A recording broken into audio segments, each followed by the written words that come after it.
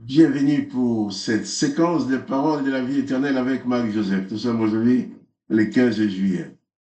15 juillet 2024. Et je suis revenu, comme d'habitude, te rappeler que ce jour du 15 juillet 2024, c'est un jour de grâce pour toi, parce que Jésus-Christ habite dans ta vie. Un jour de grâce et de bénédiction. Alors, pas de panique.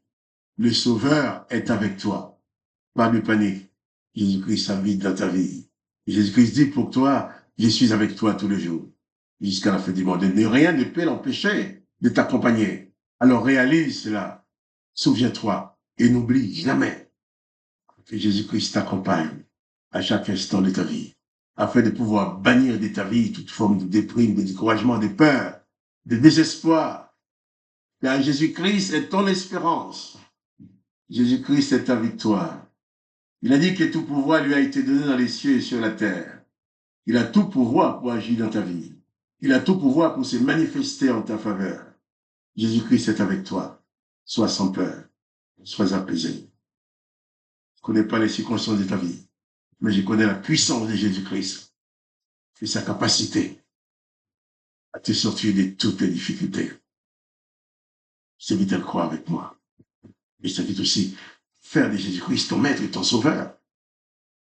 S'il ne l'a pas encore fait, je ne t'invite pas à rentrer dans une religion, mais je t'invite à devenir disciple de Jésus-Christ, à les recevoir dans ton cœur, effectivement, et à recevoir sa présence, sa parole et sa toute-puissance dans ta vie. Alors, pas de panique. C'est un jour de grâce parce que Jésus-Christ est présent dans ta vie. Quel est le nom du Seigneur Jésus-Christ? Sois glorifié. Quel est le nom de Dieu le Père qui l'a envoyé vers nous aussi? Sois glorifié. Et avant de lire l'évangile avec toi, je prends le temps de prier pour toi. Priez pour que la puissance de Dieu se manifeste dans ton cœur, dans ta vie. Papa, toi, Dieu le Père de Jésus-Christ, je me tiens devant toi avec mes frères et mes sœurs, avec cet homme, cette femme qui prie avec moi, qui écoute cette vidéo, dont tu connais la situation, tu connais sa vie, tu connais ses besoins. Alors, dans le nom du Seigneur Jésus-Christ, je prie pour que tu viennes à son secours, que tu viennes apporter dans sa vie la solution qu'il attend, qu'elle attend de toi, que tu viennes lui apporter la délivrance qu'il attend, la délivrance qu'elle attend de toi, que tu viennes installer ta paix, ta joie et ton bonheur dans sa vie. Papa, toi, les dieux de la grâce, toi qui as envoyé ton Fils unique vers nous pour nous révéler ton existence, toi qui n'es pas le condamnateur, toi qui ne veux la mort de personne, eh bien, viens au secours de mon frère et de ma sœur.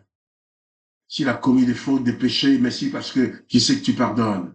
S'il ne va pas venir sa vie en tant que juge, en tant que bourreau, en tant que condamnateur, mais uniquement en tant que sauveur.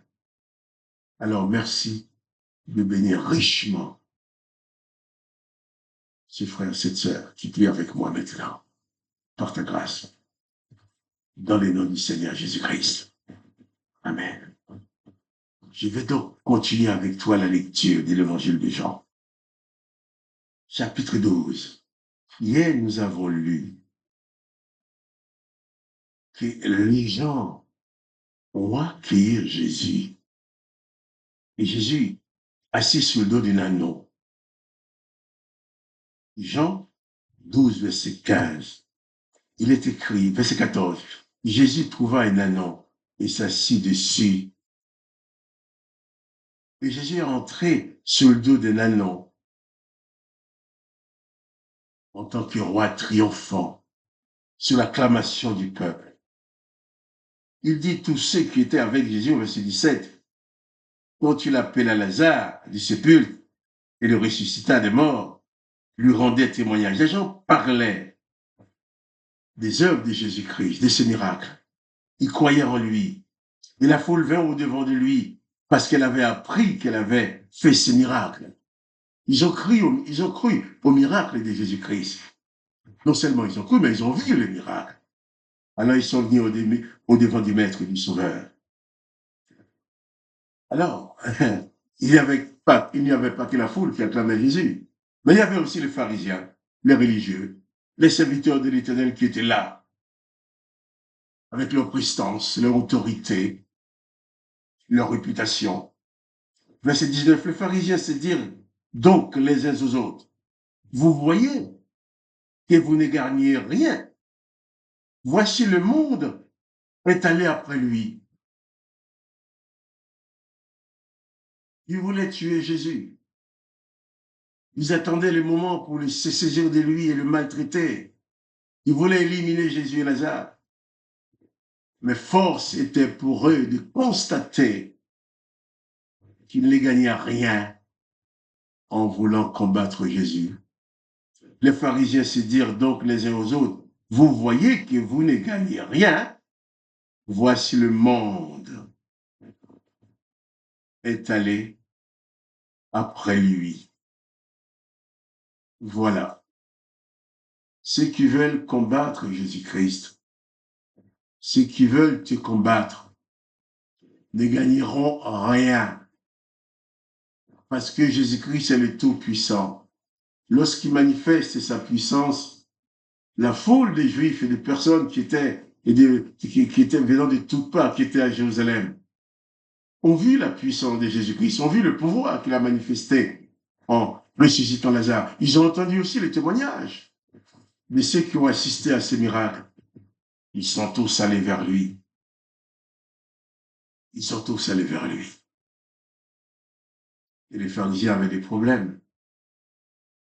Lorsque Jésus se manifeste, les religieux ont des problèmes. Car les religieux veulent voir les hommes se soumettre à leur religion. Les religieux veulent voir les hommes complètement emprisonnés dans leur doctrine, leur religion, afin de dominer sur eux. Mais Jésus-Christ est sauveur. Aime voir les hommes et les femmes libres de toutes les puissances démoniaques, libres même de la puissance de la mort, libres de toute entrave, s'approcher de lui et recevoir sa grâce. Alors Jésus-Christ est là dans ta vie pour t'apporter la liberté. Les religieux peuvent être contre toi.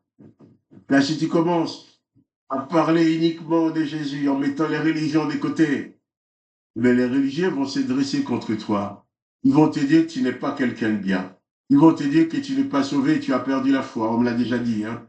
On m'a déjà dit que j'ai perdu la foi parce que je parle trop de Jésus. On a dit aux gens, il ne faut pas écouter Marc-Joseph parce qu'il parle de Jésus, Jésus, Jésus, Jésus. Mais Jésus-Christ, c'est le sauveur. C'est le seul maître. C'est le seul qui nous donne le salut. Donc, abandonnons nos religions pour nous attacher à Jésus-Christ. Nos religions vont nous manipuler. Les religions peuvent même nous rendre méchants. Beaucoup, au nom de leur religion, ont commis des actes atroces. On en parle tous les jours. Mais si en dehors de toute religion, tu es disciple de Jésus-Christ, si tu ne vis qu'avec la parole de Jésus-Christ, ça c'est autre chose. Les religieux et les religions ne vont pas t'aimer, mais tu seras un vrai disciple de Jésus-Christ. Un disciple qui ressemble à son maître. Les pharisiens découvrent qu'ils ne gagnent rien en voulant combattre Jésus. Ils disent, voilà, le monde est allé vers lui. Oui. Dieu le Père a tant aimé le monde qu'il a donné son Fils unique, afin que quiconque croit en lui ne périsse point, mais qu'il ait la vie éternelle. Jésus-Christ est venu pour te donner la vie éternelle, pour sauver le monde entier. Il est capable de le faire. Les religieux ne sont pas contents, mais Jésus-Christ est vivant dans ta vie, dans ma vie. Que son nom soit glorifié, que le nom de Dieu le Père aussi soit glorifié. Quant à toi, que tu sois richement béni, que tes prières soient exaucées. Et moi, Marc-Joseph, je te dis, pas de panique. Le Seigneur Jésus est avec toi. Personne ne peut te renverser parce que le Maître est là. Réalise que Jésus-Christ est pleinement présent dans tous les moments, toutes les circonstances de ta vie. Et plus de panique. Sois apaisé maintenant. Et je te dis aussi, si tu aimes cette vidéo, partage-la avec tes connaissances. Et aussi à demain. N'oublie pas, hein? Pas de panique, parce que Jésus-Christ est avec toi. Et à demain, pour les paroles de la vie éternelle.